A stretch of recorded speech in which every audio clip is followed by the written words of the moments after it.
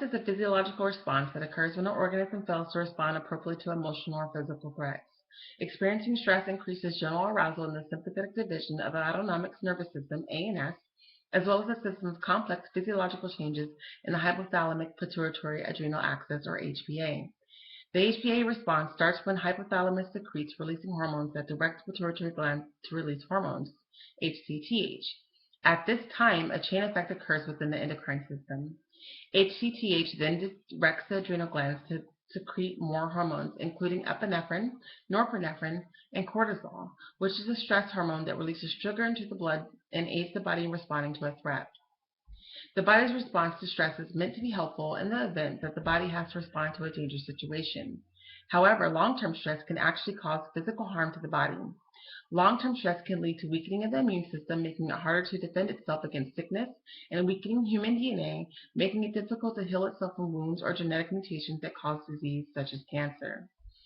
Additionally, stress can cause heart disease due to increased cardiac output and the reduced ability for blood vessels to conduct blood through the arteries. Furthermore, increased levels of cortisol actually cause plaque buildup in the artery walls, increasing the risk for a chronic or fatal cardiovascular event. So what are the ways that we can manage to cope with stress? An ineffective way, but more common method, is avoidance. Many people, myself included, run away from problems or situations that may cause the stress in the first place. I will use a coworker as an example. Let's call her Kate. Kate is in a unique but highly crucial role within our company.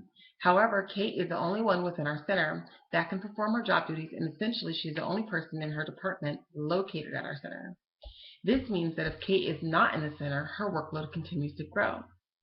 This stresses Kate out and gives her feelings of being overwhelmed and feelings of helplessness. To cope with these feelings, Kate often will use paid time off to extend her weekends with the intention of relieving some of the stress. However, when she returns to work, she realizes that the original workload that she left behind is not only there, but has doubled. This in turn increases Kate's feelings of being overwhelmed to the point of pessimism. Much of her time is focused on the negative thoughts of never getting work done, that it becomes her reality. So what coping methods would help Kate? Some researchers have found that optimism is a way to cope with stress. Optimism is belief in positive outcomes. It is believed that the power of positive emotion can help one lead a happier and less stressful life. In Kate's situation, focusing on what she was able to get done and what she accomplishes throughout the day instead of what she didn't accomplish may prove to be more effective. Self-efficacy is also an effective tool when dealing with stress, particularly when the stress is work-related. Self-efficacy is a belief that carried out actions will produce desired results. In Kate's instance, believing that when she accomplishes tasks that need to be completed, she will feel less stress. The light at the end of the tunnel, so to speak. People with high levels of self-efficacy respond actively and constructively when faced with environmental or other threats. Some people are just built with great coping techniques to stressors. Let's use another coworker as an example. I'll call her Tori. Tori is what one would call a hardy person. She's built with a certain hardiness that makes it less difficult to deal with stressors that she may be faced with. Hardiness is the tendency to be less affected by life stressors. Hardy people tend to have a great marriage between optimism and self-efficacy. Tori has faced some serious stressors that rank high on the Holmes and Ray stress scale. On the Holmes and Ray stress scale, Tori experienced some of the highest ranking life stressors, such as change in residence, major changes in job responsibilities, major change in the number of arguments with a spouse, and the death of a loved one. Yet Tori is optimistic that everything happens for a reason and tries to learn from the stressors that life is throwing at her. Tori continues to persevere and does not get overwhelmed. So what's the difference between Kate and Tori, and why is it important? Kate is still in the avoidance stage. She's actually increasing her level of stress and therefore increasing her health risk. Tori, on the other hand, has a good handle on coping with stress and therefore is taking better care of herself.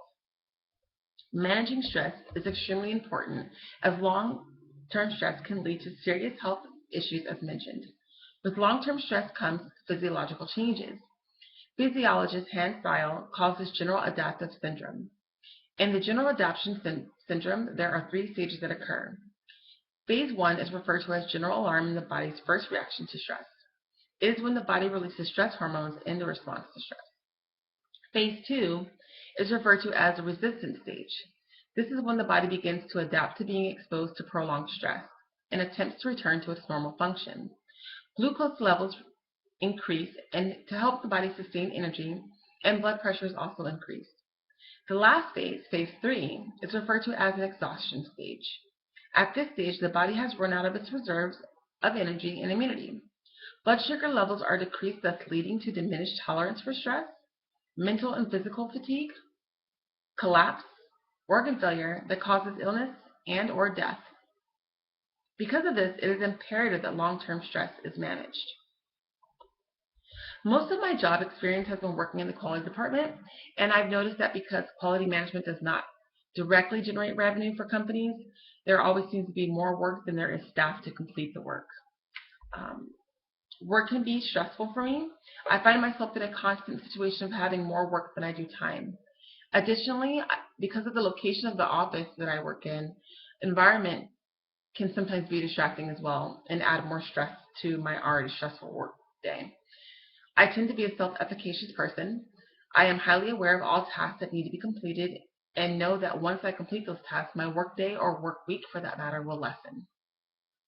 Some strategies that I have used or seen other coworkers use is music, taking a step back from the work or even going to take a walk, tackling the daunting task head-on with a team member, prioritizing, or even sometimes something as simple as just asking for help. We all deal with stress, and dealing with stress can be an ongoing battle, but it is important to recognize the stress when it is there and find effective ways to manage and eventually eliminate that stress so that it is not an ongoing long-term battle.